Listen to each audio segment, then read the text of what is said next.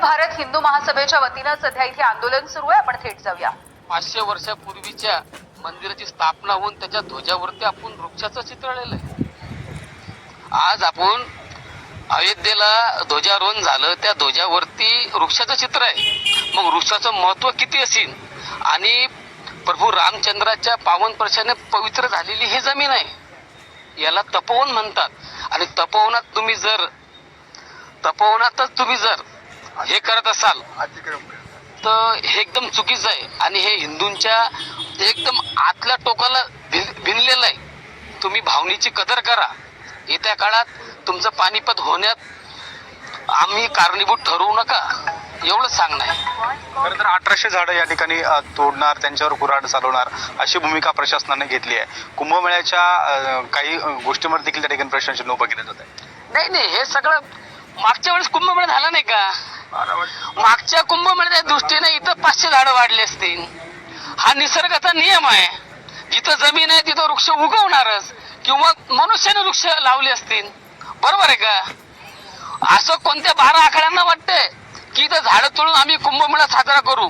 हे त्यांनी 12 आखाड्यांना विचारावं आणि त्यांची प्रेस कॉन्फरन्स घेऊन त्यांनी जनतेसमोर आपलं मत मांडावं. 12 आखाड्यांना बी की हे आम्हाला मंजूर आहे म्हणून.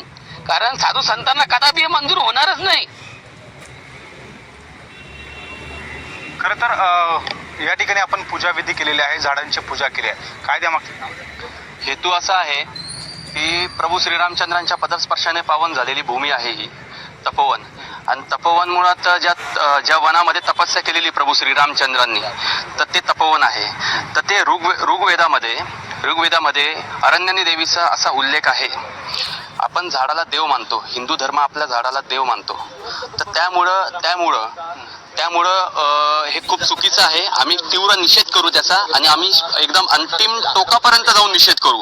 आम्ही एकही फांदी तोडून देणार नाही आणि तोडून देणार नाही, हा आमचा निषेध असेल हा पूर्णपणे. नक्कीच आपण बघतो या ठिकाणी खरं तर हिंदू संघटना देखील आता आक्रमक झाल्याचं पाहायला मिळत आहे. एकूण जर पाहिलं तर या वृक्षतोडीच्या विरोधामध्ये सामाजिक संस्था देखील पुढे आलेल्या पाहायला मिळाल्या. त्यासोबत राजकीय पक्षाने देखील हे वृक्ष तोडू नये अशी भूमिका घेतलेली आहे आणि त्यानंतर आता हिंदू संघटना देखील या वृक्षतोडीच्या विरोधामध्ये आक्रमक झाल्याचं आपल्याला एकूणच पाहायला मिळतंय. खरं तर हिंदू धर्मामध्ये झाडाला देखील देवताचं स्वरूप आहे आणि त्यामुळे या ठिकाणी एकही झाडाची फांदी देखील तोडली जाणार नाही. ज्या ठिकाणी हे साधुग्राम उभारले जाणार आहे ते साधू देखील या ठिकाणी या वृक्षतोडीच्या विरोधात आहेत. त्यामुळे जनभावना लक्षात घेऊन ही संपूर्ण वृक्षतोड या ठिकाणी हा जो निर्णय आहे तो मागे घ्यावा अशी भूमिका आता या प्रशासनाला घेण्यासाठी एकूणच संपूर्ण हिंदू संघटना आपल्याला रस्त्यावर उतरताना पाहायला मिळत आहे. कॅमेरामन मयूर बारगेसह शुभम बोडके, एबीपी माझा.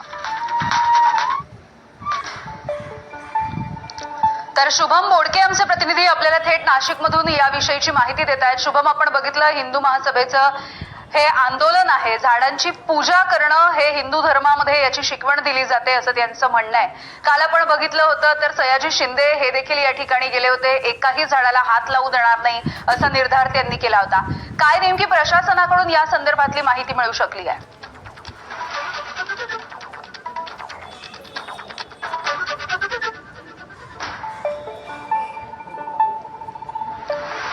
तर शुभम यांच्यासोबत काही कारणांमुळे आपला संपर्क तुटलाय. आपण या बातमीवरती लक्ष ठेवून असू. सध्याचं हे आंदोलन आपण बघतोय नाशिकमध्ये होत आहे.